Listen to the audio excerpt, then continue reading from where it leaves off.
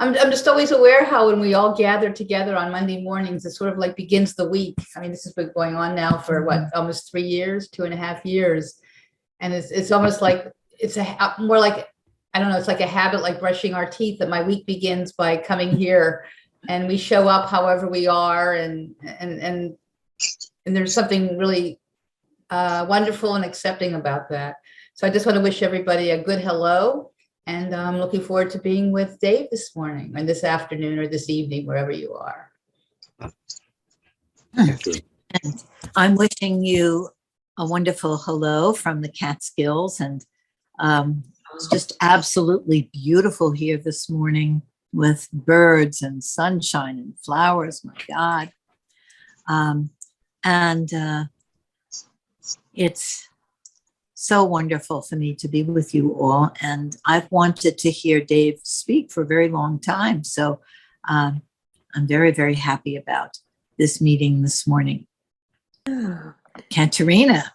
And Dave's program is called Liberation Focusing, Freedom from Unconscious Social Programming, as depicted by Lynn.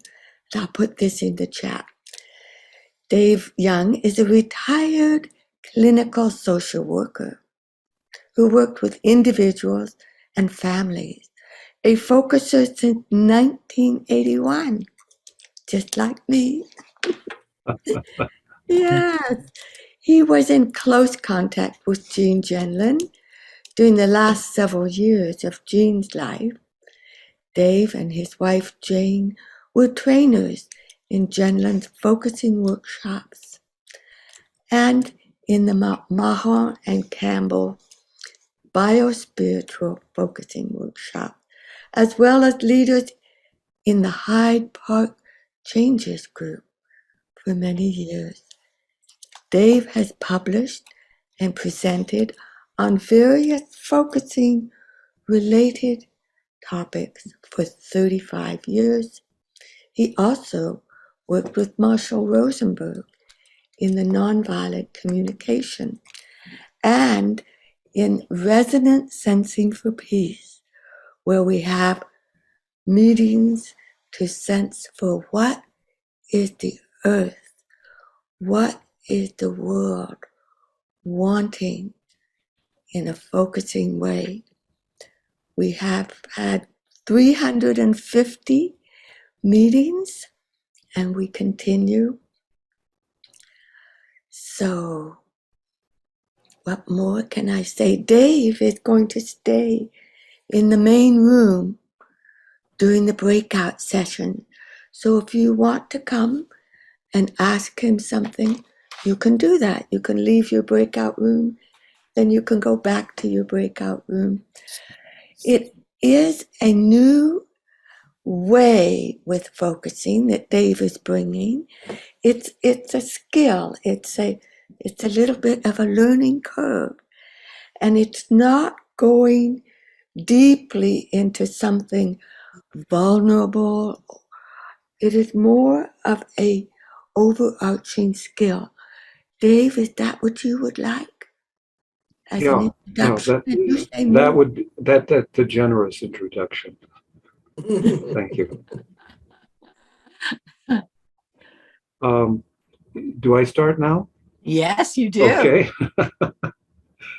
Today we're exploring what is the relationship between politics and focusing, and what are focusing's needs and limitations in what Jean called addressing our unconscious programming.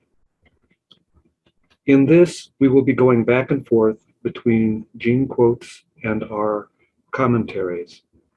In the breakout, you will be using our list of generally out of awareness felt wrongnesses in a kind of deprogramming of our unconsciousness, of our unconsciousness. Sorry. Now, starting out with a Jean quote, always a good idea. For the purpose of our discussions, this is going to be about what Jean means by politics here on this. For the purpose of our discussions, I define political as opposition to oppression of any sort. If a person is conversant with opposing political oppression, some of these attitudes can be transferred to combating psychological oppression. Another Jean quote: "Our practice of focusing and every inward practice needs a conscious political context around it. Focusing needs a structural political consciousness. We live in a structural political context, and it can help to sense ourselves within it." Commentary on what is a context. We, in our individual situations, are always also embedded in a wider structural socioeconomic context. This includes our past insofar as it's shaping our present. Our individual situations are always within this wider context, inseparable from it. And back to Jean quotes: "Let us bring home to ourselves the real problem of unconscious programming. Let us grant how deeply programmed our bodies really are. However concerned we are with social change, we might create conformity if we are not aware of being programmed." Commentary. Here, Jean shows us that there is no such thing as apolitical focusing, because we live in a structural political context. And since our bodies are deeply and unconsciously programmed, we can focus unconscious of the politics that are always already involved, that are shaping our felt sensing, our thinking, and our acting. All this generally out of our awareness. Jean was very concerned about this, which he called unconscious programming. Are there any questions about what I've said so far? Okay. I have a question, Dave. Something about the word programming. Which was Jean's word. That was Jean's word. Jean's word, yeah. Whether in your understanding, he's talking about all of the implicit embeddedness that we have in our culture and in the generations of our culture, in the messages that are so taken for granted. So programming, he's using in a very wide sense of kind of embeddedness. Is that right? Implicit large being. I see where you're coming from, and perhaps some of that will be involved. But mainly what he means by unconscious programming is what we would have been indoctrinated toward. This is an indoctrination. It isn't a teaching or a cultural uplifting or something of that nature. It is a way of getting people to how to put it. It is a way that we are limited unconsciously in what we're doing in order to serve the needs of the powerful. Does that make sense? It's kind of it's more deliberate than the implicit messages in a broader sense. That there's a group of people who are. It's. I think I'll just sit with my question there because it's so complicated, and I'll catch on there. I think we need to distinguish between the implicit, which is coming from the authenticity of our being, and this programming that Dave and Jean are pointing us to, which is how living in a society we inevitably become programmed by that society to certain ways of thinking and being and prejudices that we are not conscious of. Am I on the same track, Dave? We're getting closer. It's also like right now, many of the southern Republican states Yeah. are saying that you can't say gay in a To children. yeah, presumably you wouldn't say it out in the out to a newspaper or something like that. Right. That these words are verboten, and that kind of thing. Mhm. It has that kind of a sort of a knife twist. Yeah. So I make it simple for myself for the moment that Sure. we're using the word programming, meaning something that is limiting or constricting, and implicit is the whole broad.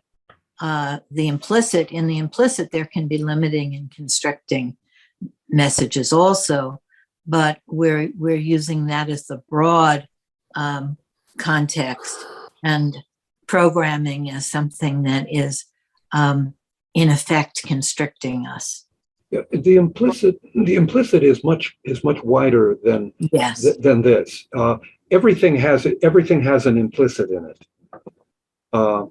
and people are not indoctrinated into their implicit.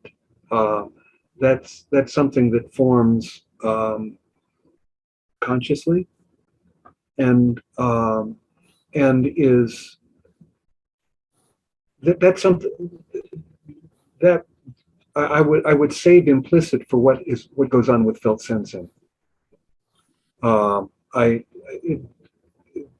Felt sensing is always toward more rightness. Yeah. So I'm not sure. This is toward control. The other one this is for control unconsciously. Right. Although it is heavily sanctioned, punished if you don't follow it in many situations.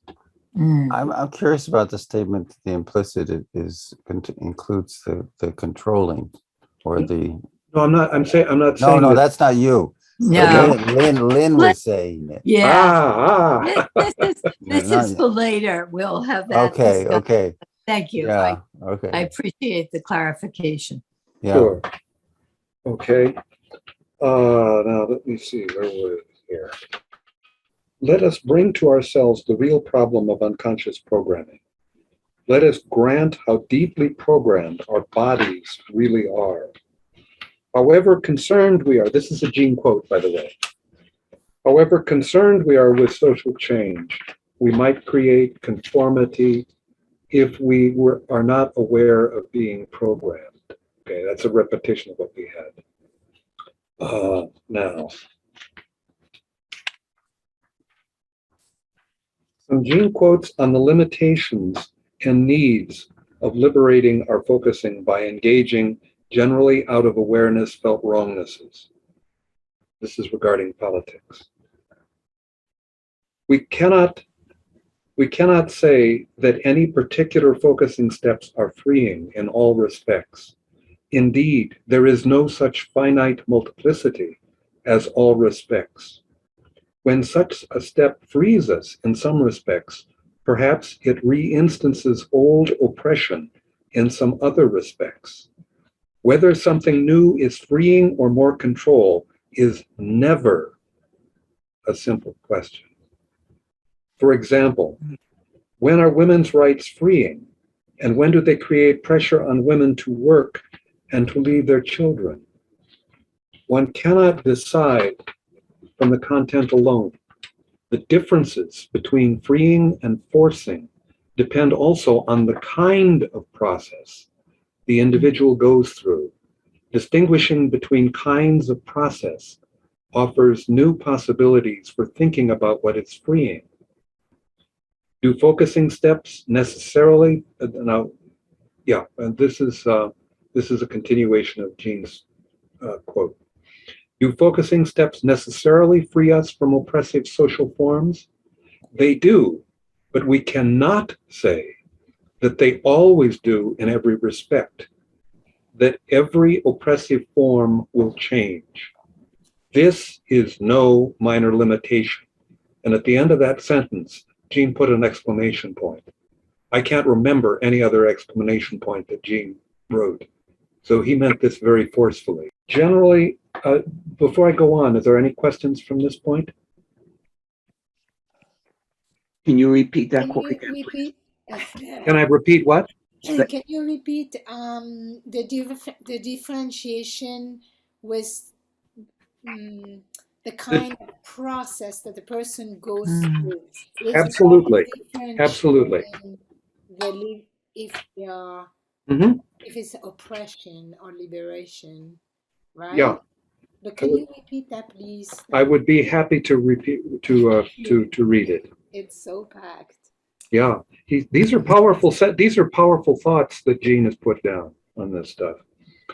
Quote, we cannot say that any particular focusing steps are freeing in all respects. Indeed, there is no such finite multiplicity as all respects. And here he's talking, of course, about the implying, that the broadness of implying, that it encompasses so much. Whether something new is freeing or more control is never a simple question. And he underlined never on that one. For example, when women's rights are freeing, and when they do create pressure on women to work and leave their children, one cannot decide it from the content alone. The difference between freeing and forcing depend also on the kind of process the individual goes through. Distinguishing between kinds of process offers new possibilities for thinking about what is freeing. Do focusing steps necessarily free us from oppressive social forms? They do, but we cannot say that they always do in every respect, that every oppressive form will change. This is no minor limitation! Exclamation point. Did that help? Mm-hmm. Okay.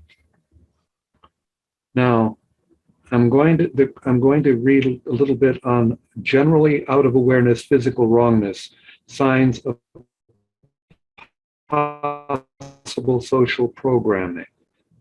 This is built around a quote, a very important quote of Marshall Rosenberg's. Political focusing, liberation focusing, and action steps. Introduction. Political focusing and all forms of liberation focusing are never complete without leading to action steps. If, in my focusing, I don't also take a step that addresses the system that made that step, that action necessary, I'm using focusing as a narcotic. That is, I'm using focusing to feel better while leaving the falseness, the oppressions, the indoctrinations hidden, unchanged, and in place to continue unconsciously influencing our felt sensings, our actions, our understandings. The phrase using as a narcotic comes from Marshall Rosenberg, who also applied it to his nonviolent communication. Any questions before I go on? Can you repeat that again? Absolutely. No. These are, I respect that. These are very difficult and new thinkings, but very important too. Yeah. I wonder, Dave, if you would put it in your own words. I think that might help us. Okay. That when that as a focuser, if I'm dealing with an experience of oppression, if I just do something that gives me, I've taken a step, that's nice. No. What that does without, if I take that, if that, yes, I got a lift, is not also followed up by challenging the system, exposing the system, then I'm using focusing to feel better, not to make social change. Mm-hmm. And by doing that, and doing that has consequences. It makes people feel all right in a place maybe they shouldn't feel all right in. Does that give you an idea now, Lynn?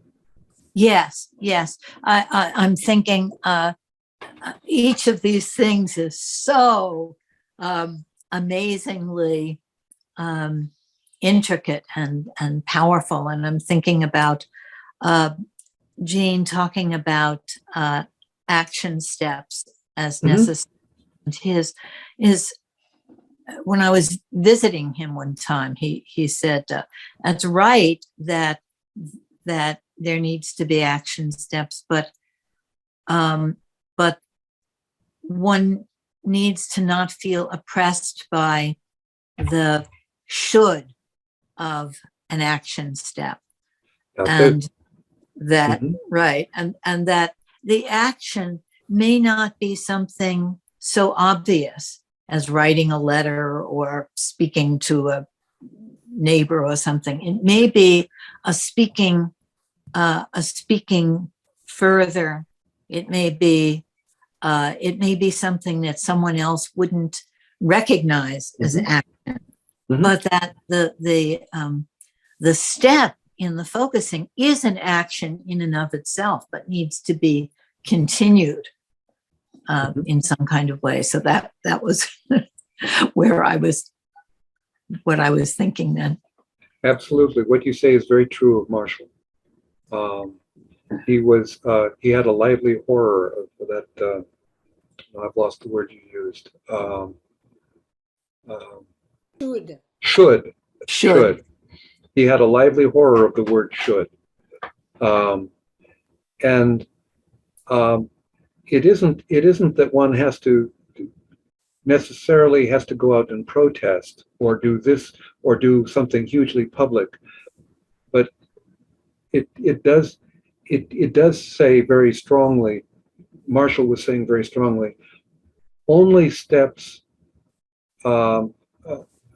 only sort of felt sensing steps from focusing or from or in nonviolent communication, without addressing the injustices, is in a way misusing it.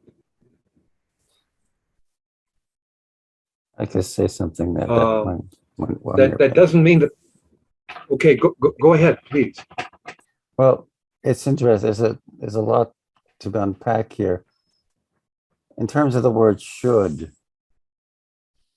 I think there's a jackal should and a giraffe should.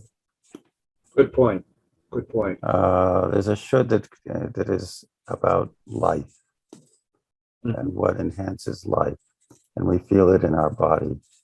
And it's different from the should of, oh, I've got to do this because I'm supposed to, because I'm going to feel guilty if I don't do it, that sort of should. So mostly Marshall was trying to, and I think Jean in his own, to liberate ourselves from that. That's hopefully creates a space for the other kind of should. Yes. Now, I think that. Yeah.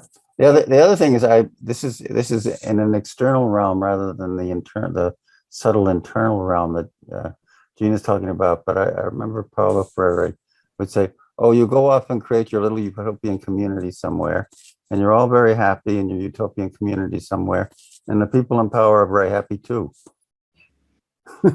That's right.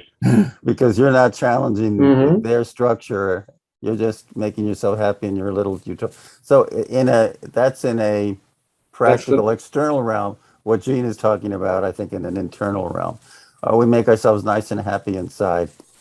Yeah. And the people in power are very happy too.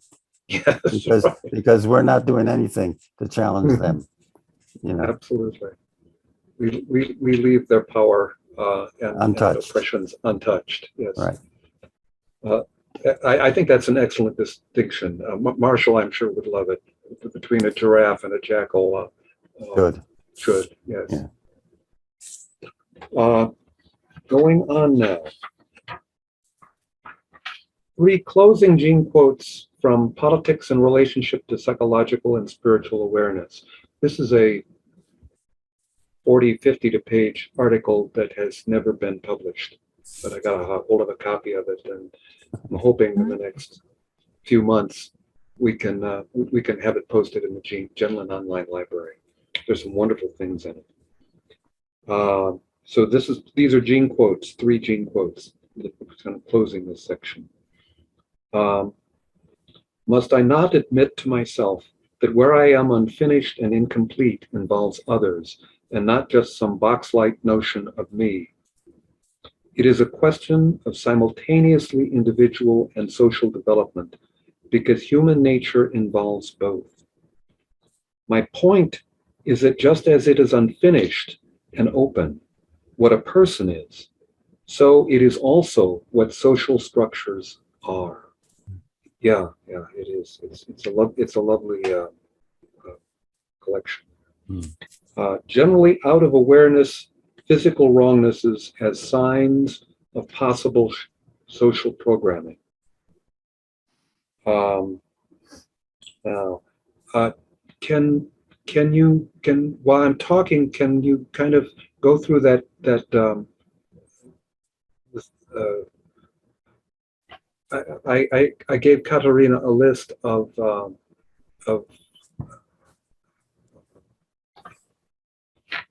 let me see what I called it. Signs, Dave?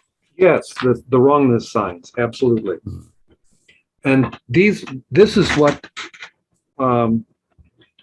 is what we're going to be using in the breakout. Right now, just kind of take a look at this. What we're doing is because it's kind of an introduction to this process. Because social programming is often against our values, or at least against our best participating in the flow of life within and around us. They often create, maintain, and normalize physical signs of wrongness in and around our bodies. These physical wrongness signs are generally out of awareness unless we explicitly pause toward the possibility of their being in and or around our bodies. We find these wrongness signs, which again have usually been normalized, are sometimes immediately physically present, right there when we pause to explicitly notice them. Yet even then, they are usually out of awareness until we pause to explicitly notice them. They usually don't call attention to themselves, like a pain or a strong emotion. They do, however, as said before, signal the possibility of being social programming. Thus, they invite us to explore whether or not it is consistent with our values. What I'd like to do is can we stop the motion there for a moment?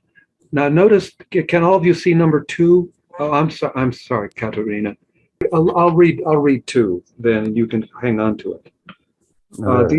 There it is. Yes. These are possible physical wrongness signs. Wrongness means they don't feel like this is the way your body is meant to be, or your mind is meant to be. Number 2 is jaw tensing, throat aching. This often means something needs saying or expressing non-verbally, verbally or non-verbally, such as, for example, screaming or crying. This is how to put it. I find it is very common for me to pause and notice, wow, my jaw is tense. And then I stay with it, and oh, that's what needs saying here. That's what has been oppressed and done in here. And the jaw tensing, the not rightness of it is what cues me, there could very well be some social programming here. And quite frankly, it usually means there is social programming. Mm-hmm. So for example, one of the more recent ones, I went in and all of a sudden I started feeling myself needing to mourn. It's kind of a certain amount of tears building up, and it led me back. It led me back to, given all that was going on at that particular time, the horror of what's happened with our Supreme Court and what women can no longer be confident of being able to do. I needed to mourn it, and it called me back to it. There was something wrong, and it wasn't okay to just keep going on. Is this making sense, what I'm saying? Okay. Are there any? Now, this is the place where I would go into groups. But before I do that, does anyone have any questions about what we've done here before you go separately? Well, we often have a kind of few minutes of discussion where people are just saying to the group before they go deeper with each other. But I'd be very interested in hearing from people who haven't spoken yet. Please. So, hi, I'm Steph. Hi, everybody. Hello. Thank you so Hello, much, Steph. Dave. But I feel like I'm having an example of what you've presented here. Because my heart is racing. I'm being triggered. Something's coming up, and it had to do with Jean's example of mothers. I know. I didn't like it either. And no, but it really, it sort of was like, why is that an example? And it feels outdated to me. Because women should have the right and the freedom to do everything and also be mothers. And men in these days, even in Norway, both parents care for children and are responsible for their children. My kids went there. So, and my daughter, who's planning to have a child with her husband, they speak about it as a joint effort. So this triggered me. And I know this might be a bigger conversation. I don't mean to go into off the rails here, but I just wanted to share that was something that felt like wrongness to me. Yeah. Can I stop you? Thank you. Please, I am so glad you brought that up. I thought very carefully about whether I wanted to undo what Jean said there. And I kind of gritted my teeth and went ahead. And it has become a teaching moment. Guess what? We are all programmed in terms of what we think normality ought to be. Even Jean was programmed, and he would tell you that this isn't going alone. And your felt wrongnesses was exactly right. The situation demanded it. Thank you. Thank you. Any other questions? Oh yeah, this is the time for talking. I'm sorry. Let me just back off and keep the talking going. And Jean was making a point. The point was valid, but the illustration was not. That's my take on it. Right. Yeah. Right. And by being not, it was actually a nice teachable moment. Yes. Susan, you wanted to say something. Yes, I do. Thank you. Hi, Dave. This Hello, is Susan. so interesting. I mean, deeply. It just struck me that, remember this old saying, the personal is political. Yes. That if we just look at ourselves, I was thinking about myself and how I am with people, the way I adapt, the way I don't try not to feel certain things. I mean, there's my own oppression of myself and of other people.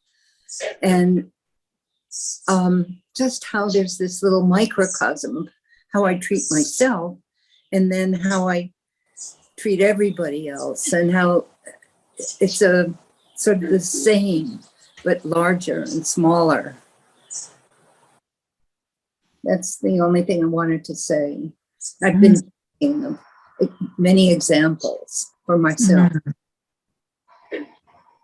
I'm sorry, I'm having a little trouble hearing. Oh, I'm sorry. That's okay. That's okay.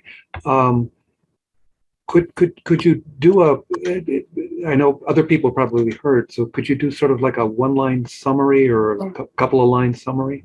I said the personal is political. Mm-hmm. The way I treat myself is how I treat the social issues, other people, and social issues. Mm-hmm. And there's just not a division the way I always felt there was a division between what's inside me and then what's outside me. Yeah.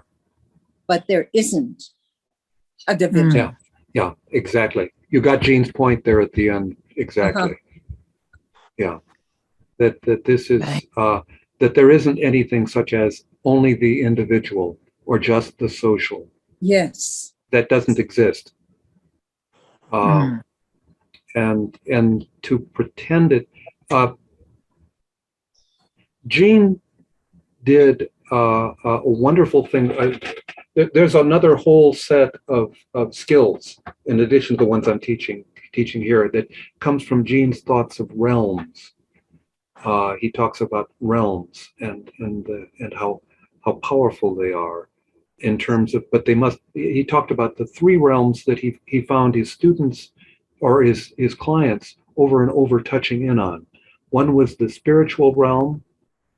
One was the individual or focusing development or focusing realm, and one was the political realm.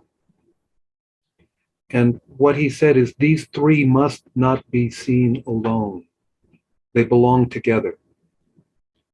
And what I discovered as I was kind of doing some, Gisela Uhl brought up some things. I think it was Gisela that brought this into me.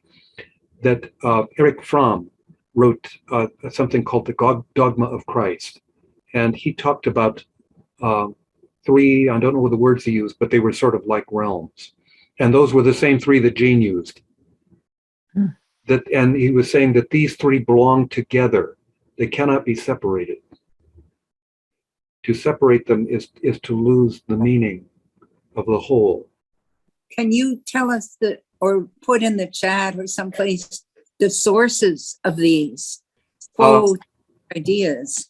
Well, what I can do, I've given Katarina a copy of what I've done. What I think might be better is to have it. The stuff is being recorded, but it also can be fairly straightforwardly typed up. I think pretty much I've done the typing on this, and so maybe I could send it to someone, Lynn or Katarina, and they could just simply email it out. And there's Good. Pardon? in the chat is the link to your page with all the things that you wrote, including the realms. Mm-hmm. Okay. Oh, that's right. We'll, I did the realms there because I was hoping we could get to them, but then I realized no, there's no way. right. That's We'll send out the information to everybody, and Christine will do that for us. Yeah, thank you. But I'm wondering if there's anyone else who hasn't spoken that would like. It's so rich to hear how this is impacting you, and I'm curious with you, Melinda. You haven't spoken how this might be impacting you because you're working very much in the social political realm. There's so much here that I'm still struck by the word programming. I'm back at the very beginning. Yes. So I'm just sort of really just chewing on everything, and I don't have anything to say right now. But I did see that Incy originally had her hand up, and I didn't know if she wanted to say something. I kind of do, but I don't know how to articulate it. So when the example you gave of Jean and women's liberation movements, and I didn't find it so off the wall. And even though I didn't find it so, that's because a friend who's a sociologist is telling me that the Trump supporters grew up with absentee mothers for the most part, who were doing dead-end jobs, and they harbor this hatred towards women. So, do you see where I'm going with this, or? Let me stay back. first of all, there's something that's very important and deeply painful here for you, and I want to honor that. And thank you for sharing it with us. There seemed to be a kind of a split toward there were things that were said there that weren't particularly touching you strongly one way or another. There were other things that where some people were talking about people who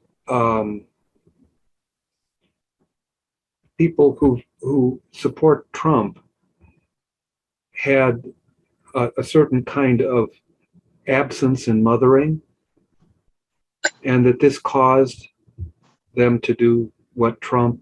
No, I didn't. You heard me wrong. Sorry. Okay.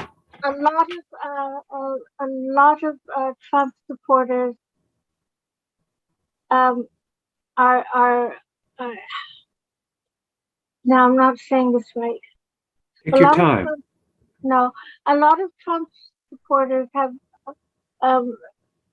what looks like hatred towards women to me, and most of them have working mothers. They have to work to make ends meet. Yeah. And they work largely. Are you saying the same thing? And I evidently I said it poorly because I think I was saying I was trying to say the same kind of thing.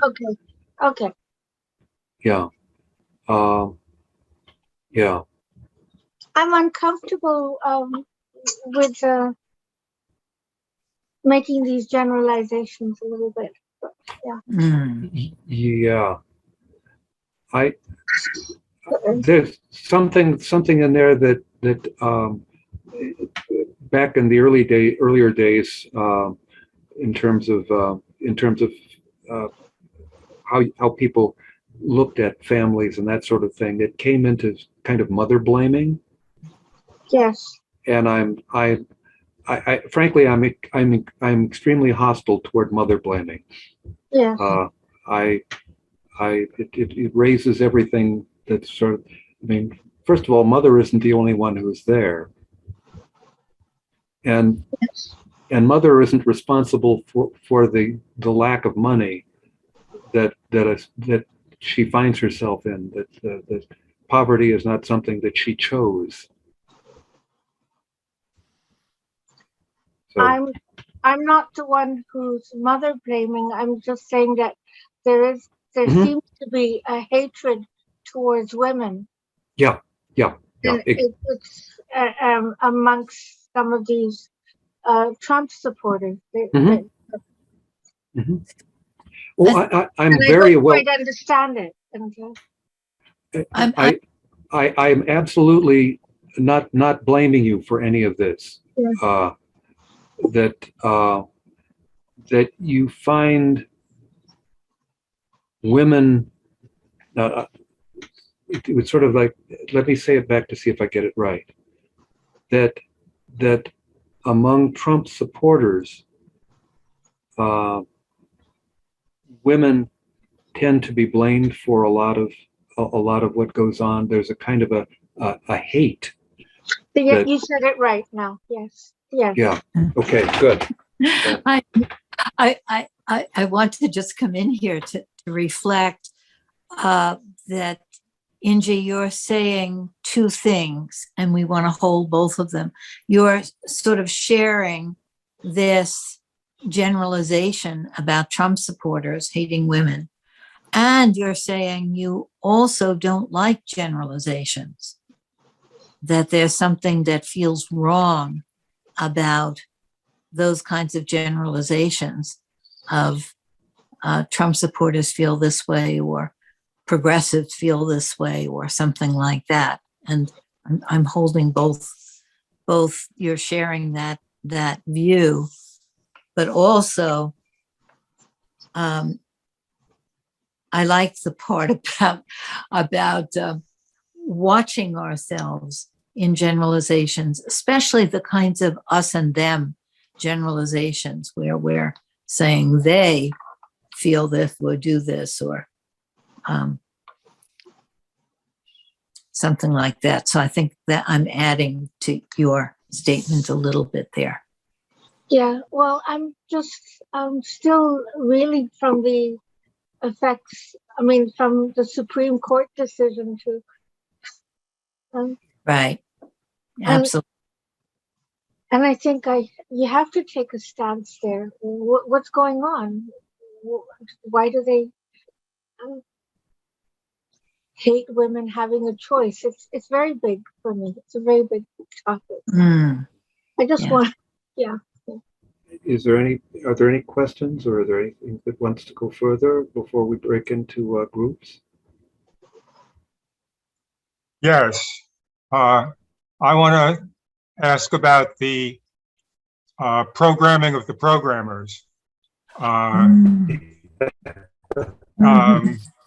Right. Like we talk about them being happy if we all go off somewhere else, but how happy are they? And maybe their jaws are stiff and their throats hurt. And I don't think we should just abandon them to their fate and drop a bomb on them. I think we need to be a bit more subtle about it. Okay. Let me.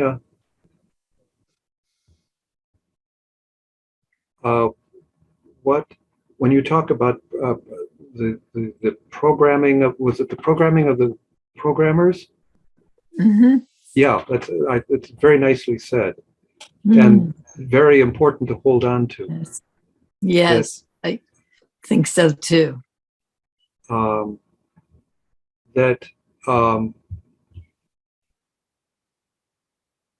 When Jean coined the term,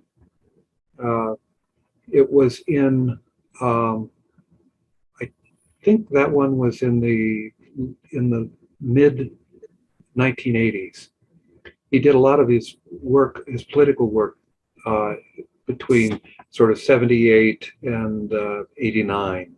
A lot of his work on politics was done through there. And I think he stopped, and he really stopped doing it very suddenly. I think he stopped doing it because there were two pieces that I think, there were two threads that about Jean here. One was, I don't think he was getting any feedback from these articles. I think he was writing really wonderful articles and no one was commenting on them. And the other piece is, I can remember being at one of the programmings that was Jean and oh Lord. I have blanks in memories here. The woman who worked with Jean to have these. Kai, was it Kai? No, it wasn't Kai. It was she's done a lot of writing on focusing. She's in California. She's And Weiser? Ann Weiser. There it is, Ann Weiser. That she did one of the ones she did. One of the participants said, as a philosopher, what can you what can you say about the Holocaust? And I assume most of you know that Jean and his family just barely escaped Austria and Germany to survive, and it really was, I think, terrifying for the young Jean what happened. In Jean's response to the person who asked, "What does a philosopher you say about the Holocaust?" he said, "I think about it every day, and what's the other piece? I think about it every day, and Gisela, what do you know? Do you remember the Yeah, I think he said, he was asked, do you think about the Holocaust? And he said, yes, every day. And what can you say about it? Even And the the only death of, thing he said is even the death of one child is too much. yes, thank you, Gisela. That in a way, what we're talking about is I think writing and thinking about politics was triggering for him. And Yes. he was sensitive. I remember when Trump was running the first time, I had a number of Jewish clients who had swastikas painted on their houses, and Jean was actively concerned whether this meant things were going to happen like the Anschluss, some kind of violent takeover of neo-fascism, and it was really very hard on him. Those kinds of things. I think we didn't answer the question I'm Jim sorry. has about what about the programming of the programmers. And I would not phrase a question like this because there are not just the programmers. Programming happens insidiously all throughout society, among us, because we reproduce the social programming. For example, we reproduce the notion that the family is the natural way of living and there's mother, father, and children. And don't question the roles and don't question how that came about if there are not other ways of living together, which had been tried in the 70s and the 60s. Okay? So social programming is not something that is done deliberately by a group. That would be conspiracy theory if we think that way. That's not, I don't think that's the way it works. What do you say, Dave? What I say is very well said, Gisela. Very well said. Thank you. Thank you. I'm sorry I missed that. I just wanted to add to that when we think that the programming is done by the people in power, and that's also us. We are the people in power. I mean, the people in power is such a complex thing. Yeah. And we think of them, the 1% or something, but we are the people in power. And then it becomes a different question, a different feeling. And I think you're going in that direction, Gisela, with saying aren't you saying that all of us are both? All of us are programmed and programming at various times and in various ways. Right. Maybe that. But those who are in power have a greater power to program and to manipulate the news and to indoctrinate us through the media, and who has control over the media, and that getting more and more monopolized and all that. They have resources, immense resources. Immense, right? Which we don't have. We are not just, we are powerful as well and they are powerful. No. I want to we have a different kind of power. I want to put it another way. It just draw analogy of history is written by the victors, that programming is programmed by those who it works for, that the status quo works for. But Marshall Rosenberg would say that they are meeting their needs, but not all their needs. They're not meeting all their human needs. No. Those in power are not meeting all their human needs. Maybe we could They may say think that they are, or they may not be aware of the ways in which they're not meeting their human needs. That's but they a good aren't. point. We might be able to say that the status quo is there's fear involved in changing the status quo, so it reinforces. Yes, I believe that's true. Yes. Yeah. I also think there's this other piece at play beneath the powerful in control government-wise, and the ones not in control, that there's this subtle balance in every human being of being a dominator and one who's submissive. And I think that goes back and forth all the time, irregardless of what's going on in top. And there's something about that balance, like if you're in awareness of it, you have a much greater ability to do something about it. And if you're out of awareness about that dynamic, it can be very destructive.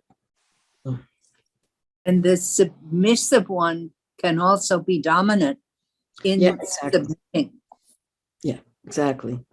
That's what's so interesting about it, how it changes, what influences the change and what's going on around, right, family or social or school or right. I think we're back to talking about Greg's inner democracy and the outer democracy. But I wonder if we should do the breakout rooms, because we're not going to have time. Does it seem right, Dave, that you have a feeling that this would be the good time to do the breakout rooms? Is there anybody else who wants to say something? I just wanted to ask, somebody said earlier that maybe we would have breakout room or choice of staying in the main room. And I wanted to know what was the staying in the main room.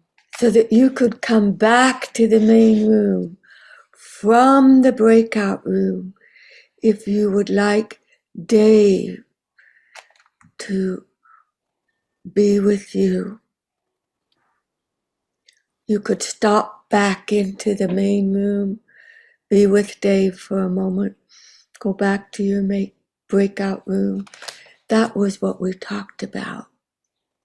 Okay. How do you do that, Katrina?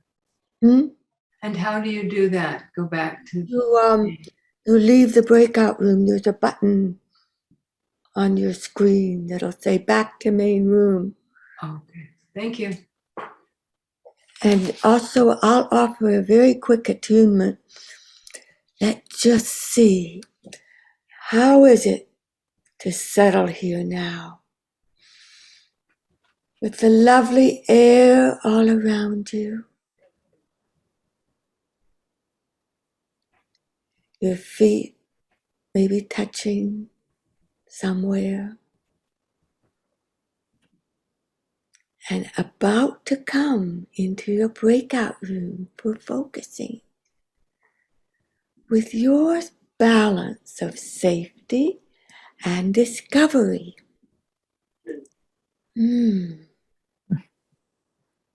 So over to Christine. If I may talk, I'm Lenore. I'm sorry. I'm having a lot of trouble. I can't get on with my video today. So it was interesting with my partner, Laura. We had to communicate through the chat. And she could hear me, but I couldn't hear her, and she couldn't see me. So, but I could see her. So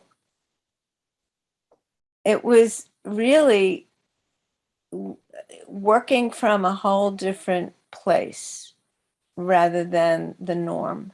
And in some way, that was a good thing. You know, it's like it took me out of the box, even though I'm in the box. Sorry.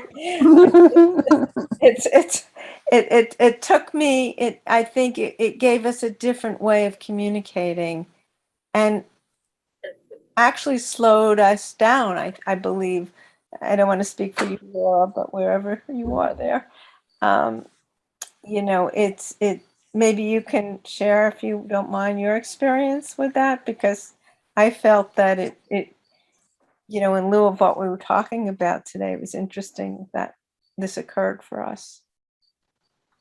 Thinking from a different place, or communicating from in a different way.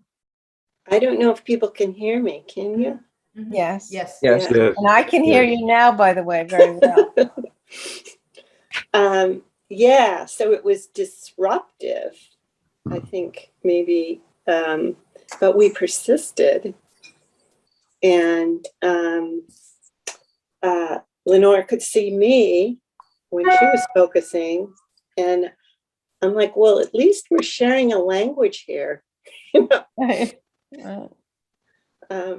I know somebody who I know people here probably sometimes focus with people you don't share the same language with. Yeah. But, yeah. I think it broke open the structure in a certain way. It's interesting. Yeah. We had to really work to find connection, but it worked from a different way than first. It was very disruptive and very unsettling, but then we found a way forward, which was nice. Inspires me with hope. Yeah. Right. That there's a light, right? There's a light. I heard that Jean used to say, there will be a way. There will be a way. There will be a way. So what do we do with this? What is the step that makes this focusing work the way it's supposed to work? What do we change here? What a wonderful question. Yeah. I would say, is there a particular kind of question? Maybe it's more complicated than that, Dave, but a particular kind of focusing question that we can ask that brings in this dimension. Yeah, no, that's a question. I'm One sorry? question might be, how is what's being put down upon us affecting me? And if it affects me, is it affecting other people in the same way? Right. Mm-hmm. Yeah. Lynn, to answer your question, what it does is it points us to two kinds of things that are neglected in routine focusing. One is a sense of, boy, this is going to be hard. I find myself in a position where I lose words very, very easily. The issue is there is something here that is often hidden. And in the hiddenness, it is able to lead us, take us away from directions that need to be seen, and put us in situations where we are simply recycling the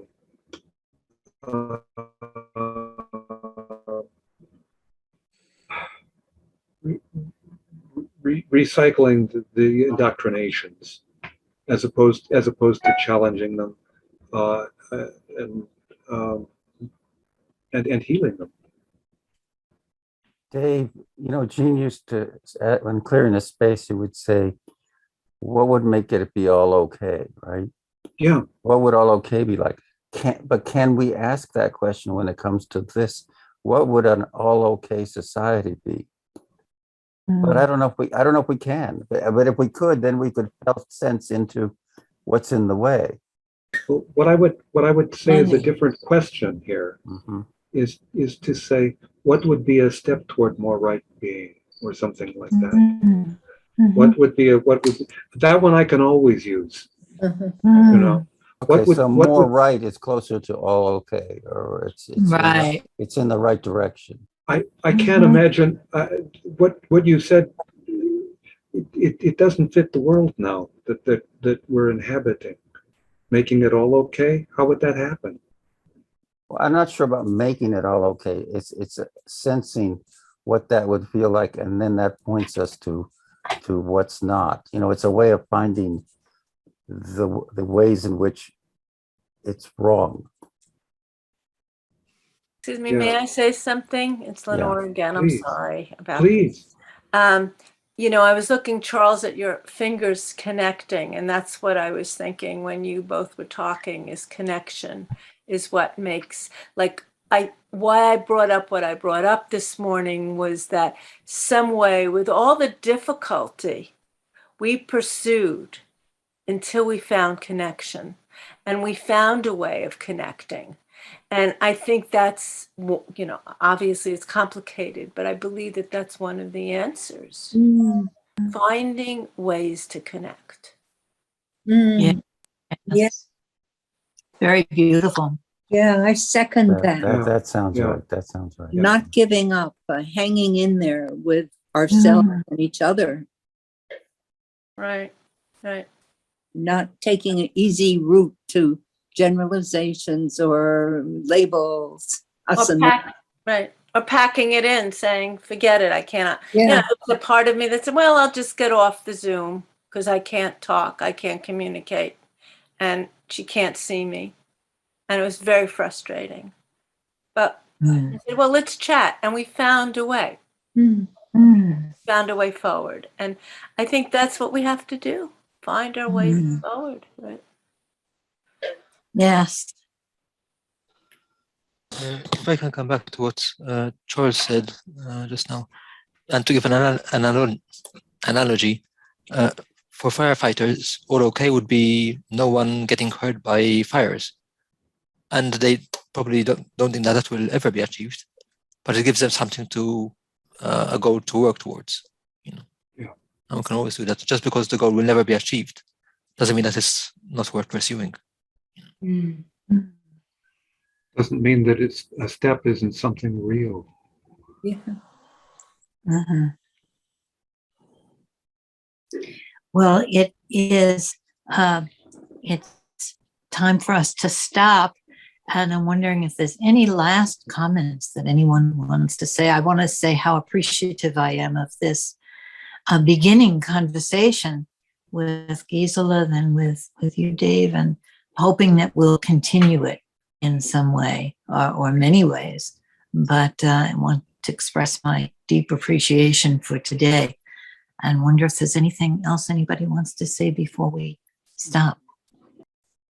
I also want to say thank you. This is really so important, thought-provoking, and to have like this conversation with all of us.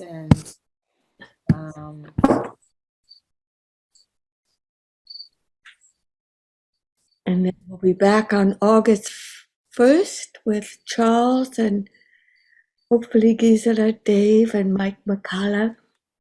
It's a continuing series that we've put together, these 3 talks. And I made links in the chat for you. Wonderful. Thank you, Katrina. Thank you. Thank you. Yeah. Thank you. Thank you, Dave. Thank you so much.